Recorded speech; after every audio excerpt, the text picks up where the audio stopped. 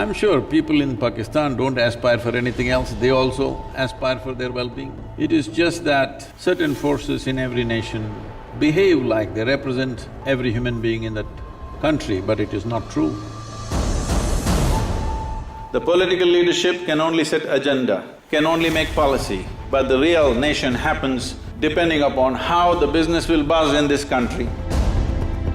Well, this is a rags to riches story, but still consciously remains in rags. How many people can do this? There is no such thing as this is my life and that is your life. This is a living cosmos.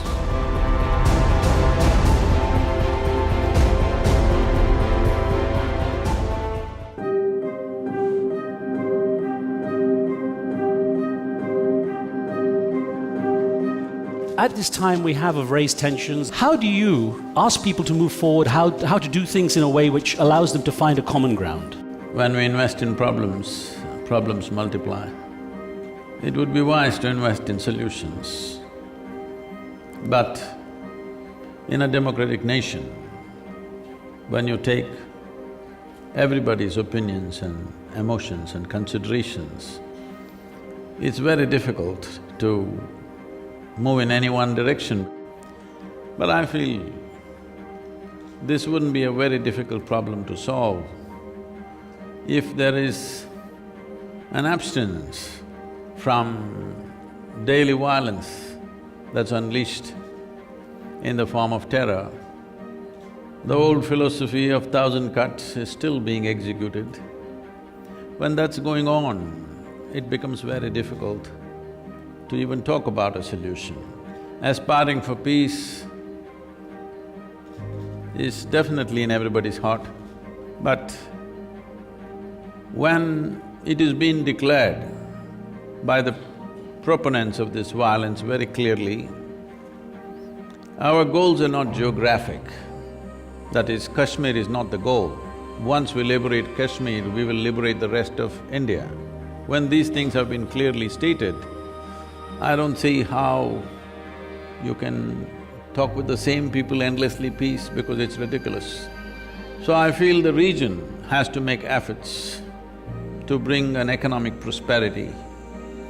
I think if the rest of the countries show economic prosperity, I'm sure people in Pakistan don't aspire for anything else, they also aspire for their well-being. It is just that certain forces in every nation behave like they represent every human being in that country, but it is not true.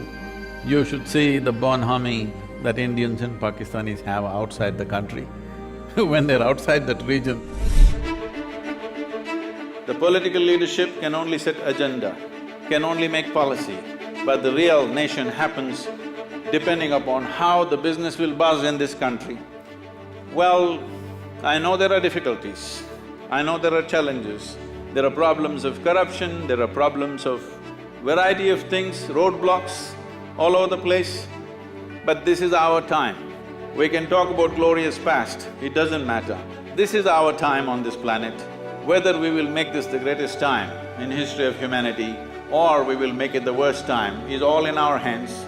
There are many challenges, there are ecological challenges, there are nourishment challenges, there are organizational challenges, there is investment challenges, but the possibility is so big that these problems look small in terms of what is possible for this nation.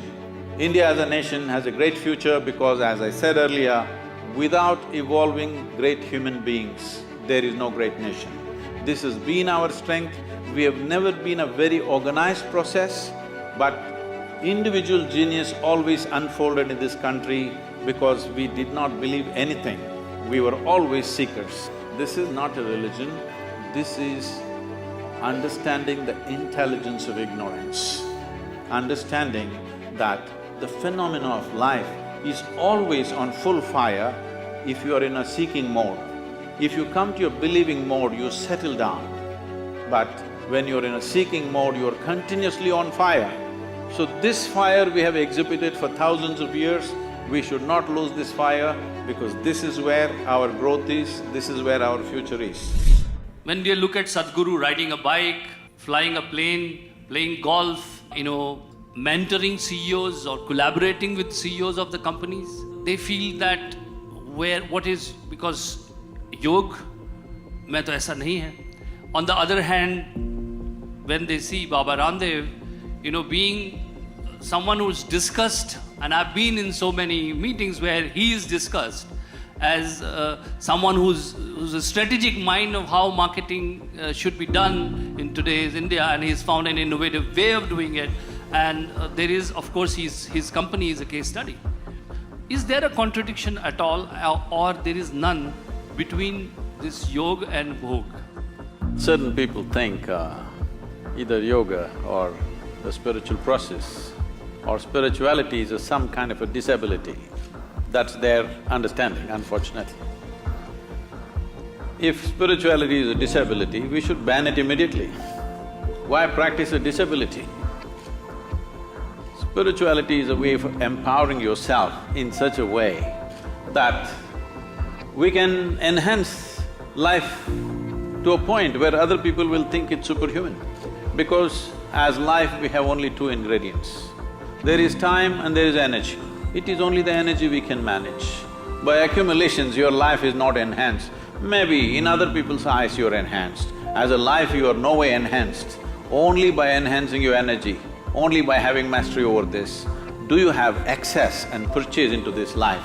Because time is not in your hands, it's just rolling away for everybody. Wherever I go, people are asking this question, a yogi is doing business, is it all right? Well, this is a rags to riches story, but still consciously remains in rags. How many people can do this? Huh? It's a total rags to riches story, but consciously remains in rags. That's not a simple story. We're missing the whole point. Sannyas means indiscriminate passion towards everything, but dispassion towards myself. If you have dispassion towards everybody, I think that's a crime.